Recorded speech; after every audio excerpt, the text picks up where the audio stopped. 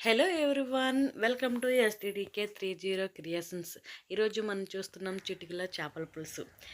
చేపల పులుసు చిటికలో చాలా తొందరగా టేస్ట్గా ఎలా చేసుకోవాలో ఈరోజు చూద్దాం. చేపలు ముందుగా శుభ్రం చేసి ఉంచుకోవాలి. ఉల్లిపాయలు, టమాటాలు, పచ్చిమిర్చి కట్ చేసి ఉంచుకోవాలి. 100 గ్రాముల చింతపండుని నానబెట్టుకోవాలి. తగినంత వాటర్ కూడా తీసుకోవాలి.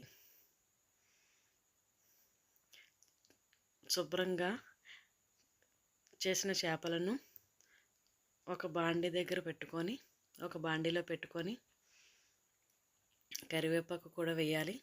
కట్ చేసిన టమాటోలు కూడా వేయాలి. కట్ చేసిన పచ్చిమిర్చి కూడా వేయాలి. కట్ చేసిన ఉల్లిపాయలు కూడా వేయాలి.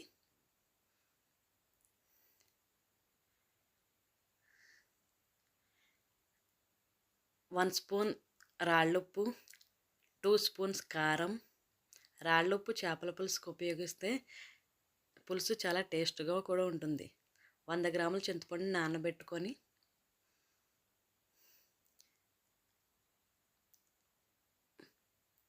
దాని నుంచి రసం తీసుకోవాలి. రసం తీసుకున్న తర్వాత ఉట్లను తీసేసి ఆ వాటర్ని చేపల మిశ్రమంలో వేయాలి. బాగా తిప్పుతూ ఉండాలి. ఈ విధంగా అన్నీ బాండీలో కలుపుకొని పెట్టడం ఒక స్టైల్ ఆఫ్ పులుసు.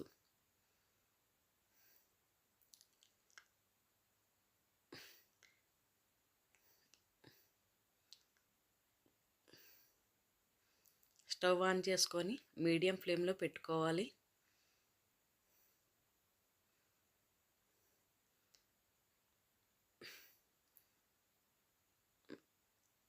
ఈ విధంగా అన్నీ ఒకేసారి కలిపి పెట్టుకోవడం వల్ల పులుసు మరింత టేస్ట్గా కూడా ఉంటుంది. 10 మినిట్స్ మీడియం ఫ్లేమ్లో పులుసు మరగడం వలన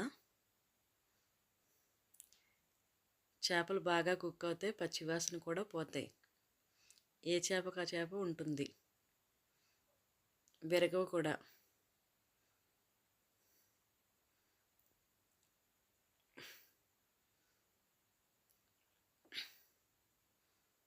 చిన్న చేపలని ఈ విధంగా వండడం వలన ఎక్కువగా విరగవు.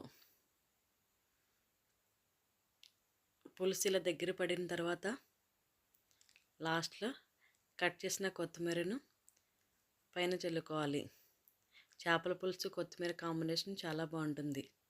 ఇప్పుడు స్టవ్ ఆఫ్ చేసుకొని సర్వింగ్ బౌల్లో తీసుకొని చేపల పులుసు సర్వ్ చేసుకోండి. వేడి వేడి చేపల పులుసు చిటికలో వేడి వేడి అన్నం